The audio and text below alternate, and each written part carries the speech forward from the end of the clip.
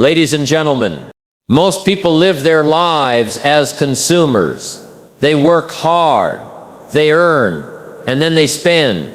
They trade hours for dollars, and then trade dollars for things. But if you truly want to build wealth, freedom, and influence, you must learn to think differently. You must learn to think like an investor. Jim Rohn once said, if you keep doing what you've always done, you'll keep getting what you've always got. The difference between the wealthy and the struggling is not luck, it is mindset. It's how they think about money, time, and opportunity. One, consumers focus on spending, investors focus on multiplying.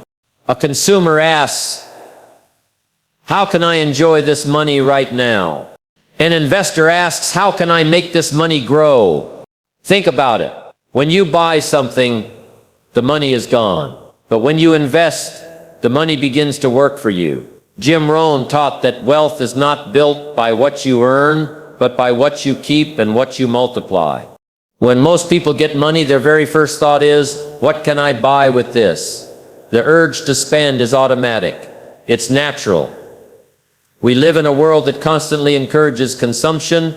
Advertisements, social media, and peer pressure all whisper, spend it now, enjoy it now, show it off now. And so the consumer mentality takes over. The money comes in and almost immediately goes out.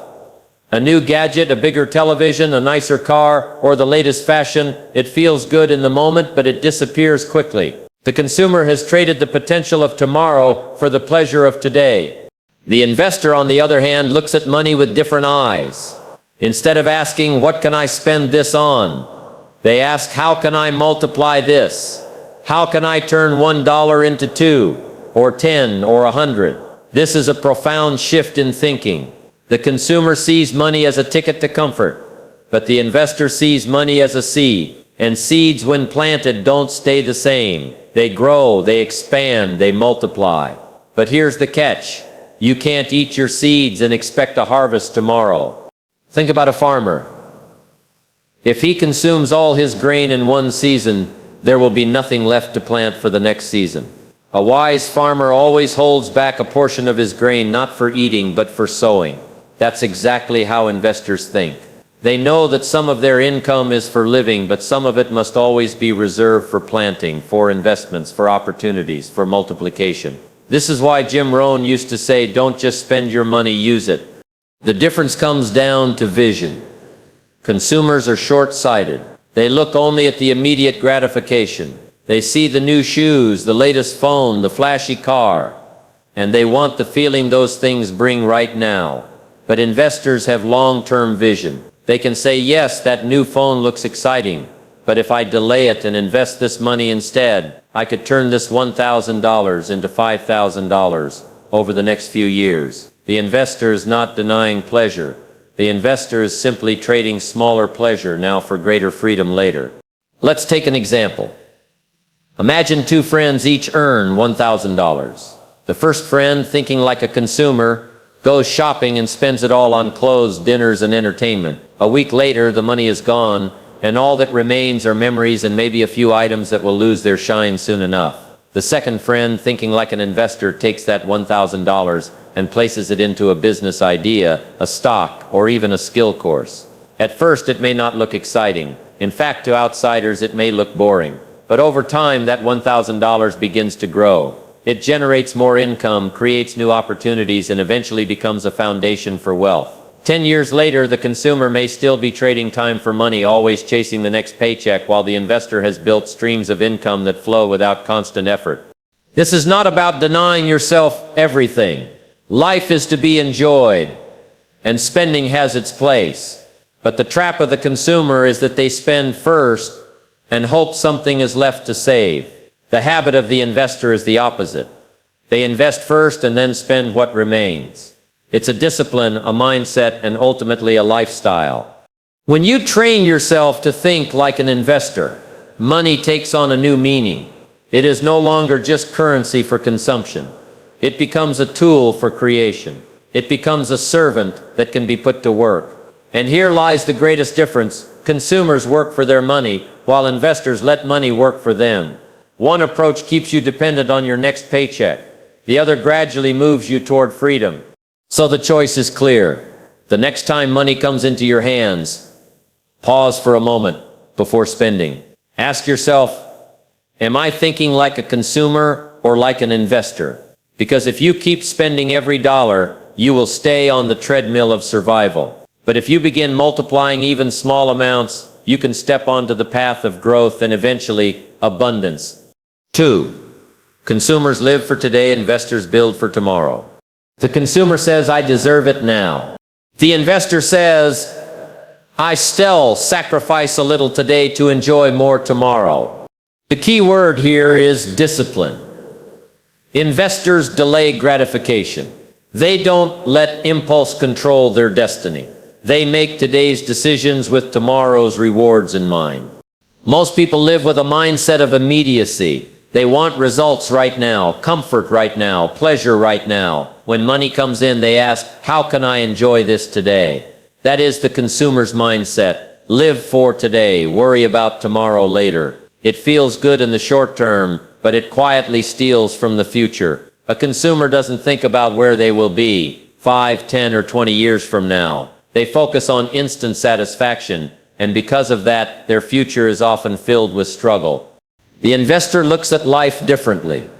The investor asks, what choices can I make today that will serve me tomorrow? This is not about denying yourself every pleasure. It is about living with foresight. Investors understand that the decisions of today create the reality of tomorrow. They are willing to sacrifice a little comfort now in exchange for greater rewards later. They don't see it as loss. They see it as planting seeds for a harvest. Think about the way people handle their paychecks.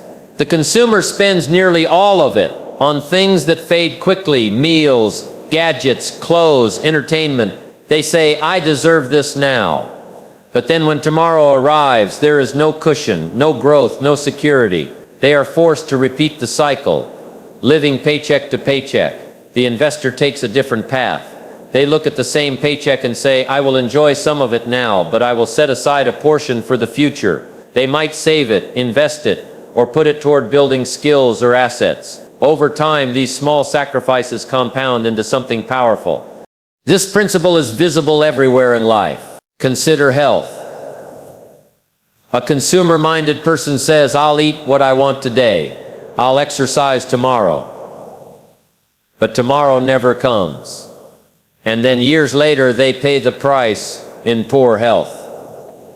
The investor-minded person says, I'll make healthier choices today, even if they're less convenient, because I want to enjoy energy and vitality tomorrow.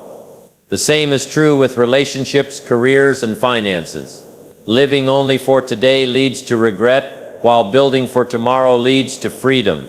The real secret is understanding the power of delayed gratification. Consumers often confuse happiness with pleasure. They think happiness is the rush of buying something new, the thrill of indulging in the moment. But happiness is not found in temporary thrills. True happiness comes from progress, growth, and knowing that your future is secure because of the wise choices you made earlier. Investors embrace this truth. They understand that every dollar saved, every hour invested in learning, every opportunity pursued is a step toward a brighter tomorrow. Let's look at an example. Imagine two young professionals. One decides to spend most of their income on travel, dining out, and luxury purchases because they want to enjoy life while they can. The other decides to live a little more modestly, investing in real estate, stocks, and personal development. Fast forward 20 years. The first may have wonderful memories, but also financial stress, debt, and no real security. The second may also have memories, but more importantly, they have freedom. Freedom to choose how to live, freedom to work or not work, freedom to provide for their family without fear. Both lived their 20s and 30s, but only one built a tomorrow worth living. The consumer mindset keeps people trapped in cycles of urgency. They are always reacting to emergencies because they never planned ahead. The investor mindset builds resilience. By planning and preparing, the investor creates stability. They may face the same challenges, but they are better positioned to handle them because they invested yesterday in the life they are living today. So the challenge is clear. Every day you are making a choice to consume or to invest. to live only for today or to build for tomorrow. One path gives you momentary pleasure and long-term struggle. The other requires discipline today but rewards you with freedom tomorrow. Jim Rohn often reminded us that success is nothing more than a few simple disciplines practiced every day, while failure is simply a few errors in judgment repeated every day. Living like a consumer is an error in judgment. Living like an investor is the discipline that creates a better tomorrow. Consumers buy liabilities. Investors acquire assets. Jim Rohn loved to remind us, don't just buy things that make you look rich. Buy things that make you become rich. A car, a phone, a luxury watch, these are liabilities if they only take money out of your pocket. Assets, on the other hand, are things that put money back in your pocket. A rental property, a business, a dividend-paying stock, a skill that increases your income. One of the greatest traps people fall into is confusing liabilities with assets. A consumer spends money on things that look valuable but in reality take money out of their pocket. A car that loses value the moment you drive it off the lot, clothes that fade with time, gadgets that become outdated in months. These are liabilities, not assets. They may bring a sense of status or temporary joy, but they do not contribute to your financial growth. The consumer is tricked into believing that owning more things makes them wealthy, when in fact it often makes them poorer. The investor looks at money differently. Instead of asking, what can I buy that will make me look rich? They ask, what can I buy that will make me become rich? An asset is something that puts money into your pocket. It's something that grows in value, generates income, or strengthens your ability to earn more. Assets include things like rental properties that pay you each month, businesses that generate profits, stocks that yield dividends, or skills that increase your earning power. The investor is not impressed with the illusion of wealth. They are focused on creating real wealth. Let's take an example. Suppose two friends each have $5,000. The consumer heads straight to the dealership and puts the money down on a car that requires monthly payments, insurance, and constant maintenance. At first it looks impressive. People notice the car and it feels like success. But month after month that car drains money. Its value drops and eventually it becomes a burden. The investor with the same $5,000 chooses to buy shares in a company, or maybe invests in a small business venture. At first it doesn't look flashy. There are no immediate compliments from friends, no visible sign of wealth. But over the years, the value of that investment grows. It begins to pay dividends, multiply, and create opportunities. 10 years later, the consumer is still paying off liabilities, while the investor is enjoying freedom created by assets. The truth is that many people spend their lives working hard just to buy more liabilities. They earn money, spend it on things that lose value, and then wonder why they never seem to get ahead. Jim Rohn used to say, don't just buy things that make you look rich, buy things that make you rich. This is the essence of thinking like an investor. It requires discipline to resist the temptation of appearances. It requires wisdom to recognize that an asset doesn't always shine on the outside but works silently on the inside to build your wealth. This principle extends beyond money. Think about education. For the consumer, spending money on entertainment, trends, or luxuries seems natural. But the investor sees education as an asset. A course, a seminar, a book, all of these can increase your value in the marketplace. Skills are assets because they put you in a position to earn more and create more. The consumer says, it costs too much to learn. The investor says, the return on learning will be greater than the cost. Consider also how this plays out in housing. Many people assume their personal home is their biggest asset, but in reality, unless it produces income, it is a liability. It requires mortgage payments, taxes, repairs, and constant upkeep. An investor looks at real estate differently. They might own a home, yes, but they also acquire properties that generate rental income. That income pays the bills, builds equity, and grows wealth over time. The difference between buying liabilities and acquiring assets is the difference between being stuck in a cycle of survival or breaking into a life of freedom. Consumers often work for decades with little to show but depreciating items and mounting expenses. Investors, even if they start small, gradually build a foundation of assets that provide security and opportunity. The choice is yours. Every dollar you spend is a vote for your future. You can vote for liabilities that fade away, or you can vote for assets that will serve you tomorrow. The question you must ask yourself is simple. Will this purchase take money out of my pocket, or will it put money into my pocket? If you can learn to consistently answer that question wisely, you will shift from living like a consumer to thinking like an investor. And when you do, you'll find that wealth doesn't come from looking rich, it comes from owning assets that quietly build your freedom. 4. Consumers chase entertainment. Investors chase education. The average consumer spends hours scrolling, binge-watching, or wasting time. The investor spends hours learning, reading, and sharpening skills. Jim Rohn said, "Formal education will make you a living. Self-education will make you a fortune." When you think like an investor, you invest in yourself first, because the greatest asset you will ever own is your mind. One of the greatest differences between consumers and investors lies in how they spend their most valuable resources, time and attention. The consumer is always on the hunt for entertainment. After a long day's work, they switch on the television, scroll endlessly through social media, or lose themselves in video games and distractions. There is nothing inherently wrong with entertainment. It has its place, just like rest has its place. But for many, entertainment is not a break from life, it becomes life itself. Hours upon hours are consumed in the pursuit of amusement, leaving little room for growth. The consumer mindset says, "I just want to relax, I just want to be entertained," forgetting that time is not infinite, and every wasted moment is an opportunity lost. The investor looks at the same 24 hours and makes a different choice. Instead of asking, "What will entertain me tonight?" they ask, "What will educate me tonight?" They understand that education is the real engine of progress. A book, a course, a seminar, a mentorship conversation, all of these can plant seeds that transform their financial, personal, and professional future. Jim Rohn used to say, "Formal education will make you a living, but self-education will make you a fortune." Entertainment may give you laughter for an evening, but education can give you freedom for a lifetime. Think about this in practical terms. A consumer might spend 3 hours binge-watching a television series. An investor might spend those same 3 hours learning about real estate, improving communication skills, or studying financial literacy. After one night, the difference might not be noticeable. But stretch that choice across a year, that is over 1,000 hours.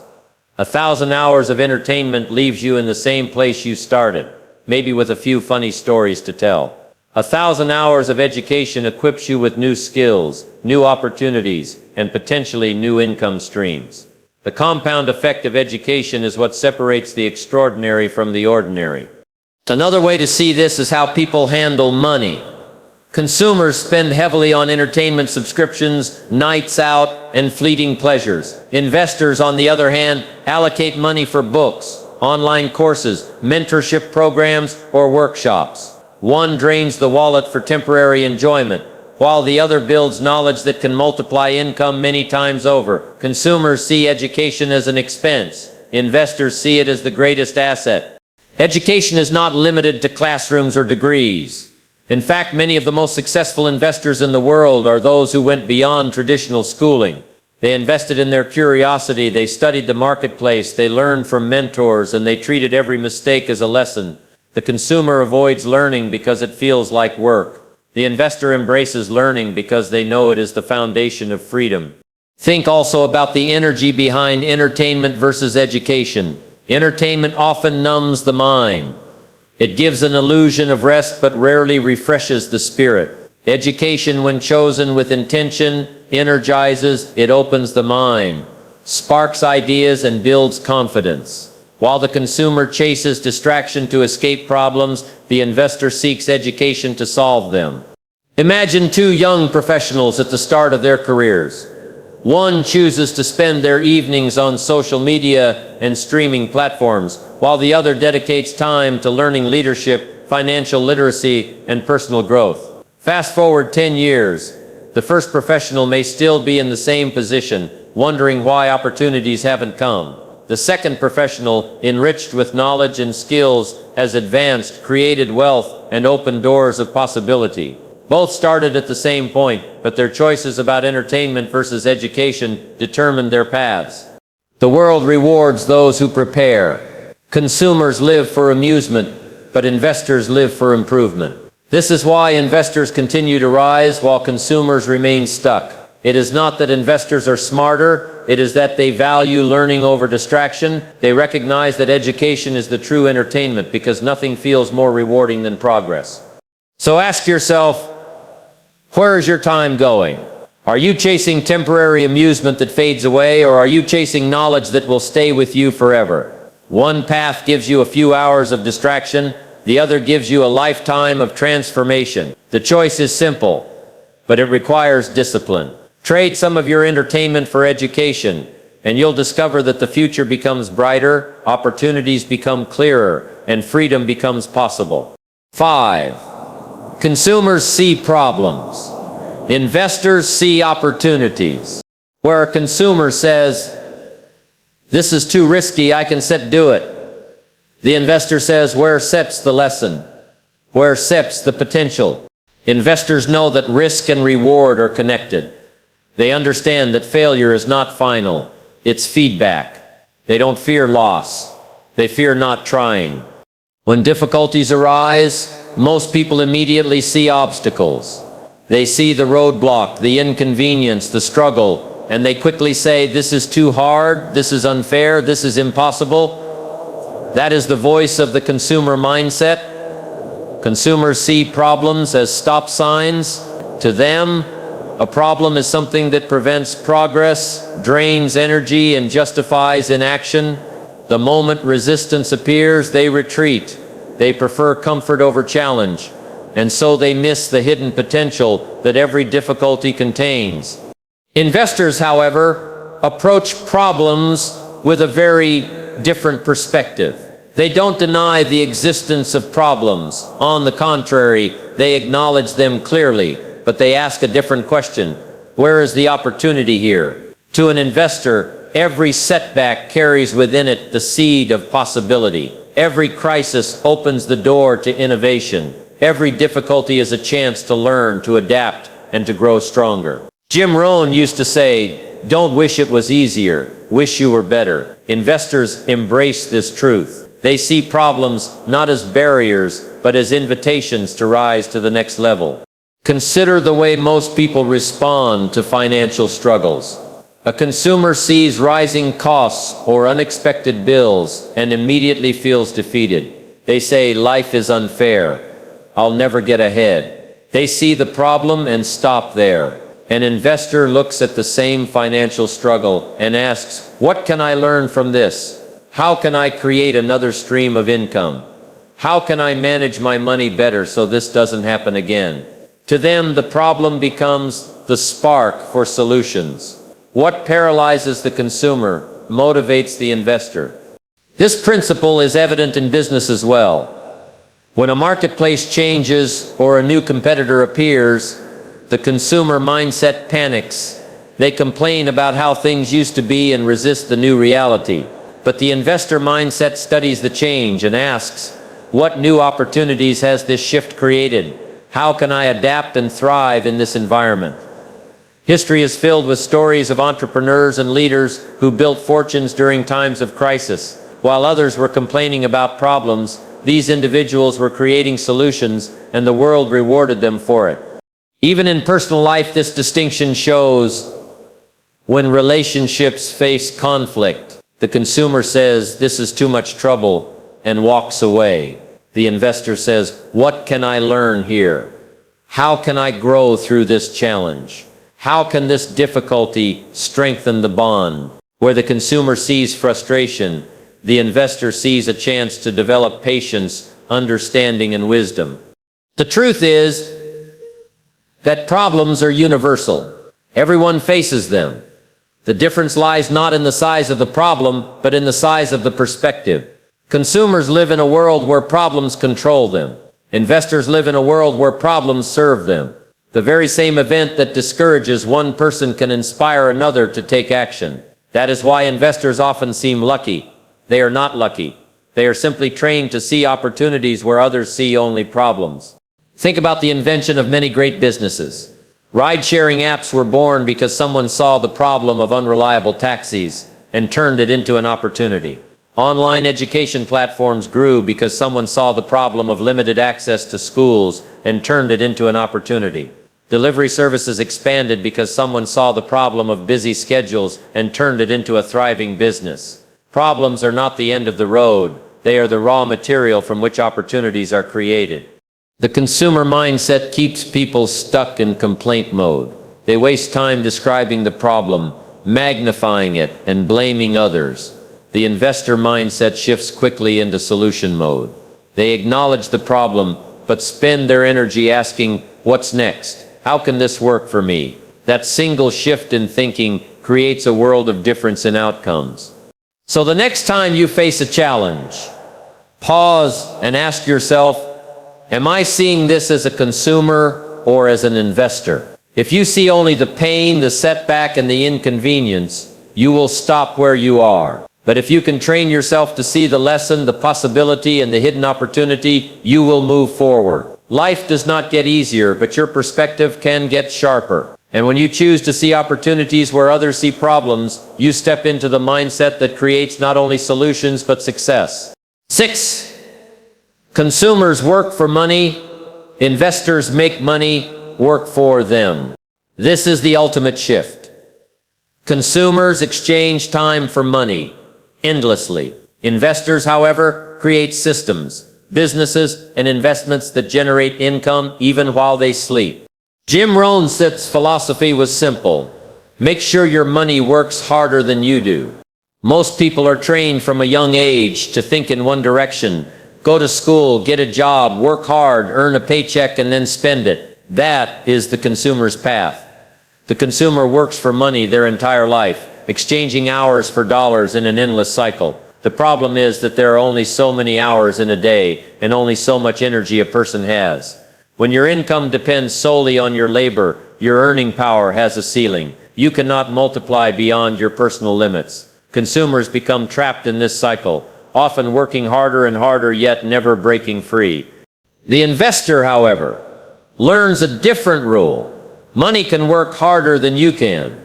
Instead of relying only on labor, they put their dollars to work in systems, businesses, and investments that generate returns, even while they sleep.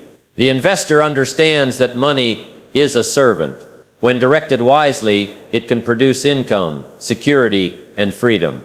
This is the great shift in mindset. Consumers believe they must always work for money, while investors believe money should eventually work for them. Think of it this way. A consumer spends their paycheck on expenses and luxuries, and at the start of the next month they must return to work to earn again. The treadmill never stops.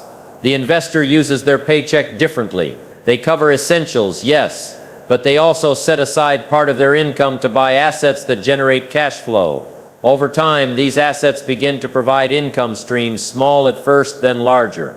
Eventually, these streams can replace or even surpass the income from a job. At that point, the investor has achieved freedom. They may still choose to work, but they are no longer forced to work. That is the difference between survival and independence. Examples of money working for you are everywhere. A rental property that produces monthly rent is money working for you. A stock that pays dividends every quarter is money working for you. A business you build that continues to generate revenue without your daily involvement is money working for you. Even writing a book, creating online content, or building intellectual property that pays royalties is money working for you. Each of these turns effort or capital into an income-producing system that continues long after the initial work is done. The consumer resists this mindset because it requires patience and discipline. It is easier to spend today than to plant for tomorrow. But Jim Rohn often reminded us, the key is not to work harder on your job than you do on yourself. When you invest in your financial education and in opportunities that build cash flow, you are positioning yourself for long-term success. Money becomes a partner, not just a paycheck. Consider two employees who both earn the same salary. The first uses all of it for living expenses, entertainment, and consumer goods. At the end of each month, they return to zero. The second lives modestly, saves consistently, and invests in income-producing assets. 10 years later, the first employee is still working full-time with no relief in sight. The second may have built multiple streams of income that allow them to reduce their work hours or even retire early. Both worked hard, but only one made money work as hard as they did. Another important truth is that money is neutral. It does not care who owns it. In the hands of a consumer, it is spent and gone. In the hands of an investor, it grows and multiplies. The difference is not in the money itself, but in the mindset of the person controlling it. So the real question you must ask is, will you always be the one working for money, or will you learn to make money work for you? The shift begins small. Start by setting aside even a little bit of each paycheck and directing it toward assets, not liabilities. Begin studying opportunities, whether in real estate, businesses, or markets that interest you. Build the discipline to invest regularly. Over time, those small seeds will grow into streams of income that free you from dependence on a job. The consumer is bound by the limits of their own labor. The investor builds a system where money works 24/7, without rest, without complaint, without limit. The consumer hopes for a raise to get ahead. The investor builds assets that give them leverage beyond what a paycheck can provide. One path keeps you trapped. The other path sets you free. The choice is clear. Don't just work for money. Train your money to work for you. If you learn this lesson, you will discover that true wealth is not measured by how many hours you can work, but by how well you can multiply the hours and dollars you already have. The consumer mindset keeps you trapped in the cycle of earn and spend. The investor mindset sets you free. The question is not, how much money do you make? The real question is, how much money is working for you? So today I challenge you. Start small, but start shifting. Save a little more. Invest a little wiser. Learn a little deeper. Build habits that multiply, not just habits that consume. Because if you can learn to think like an investor, not a consumer, you won't just make a living, you'll design a life.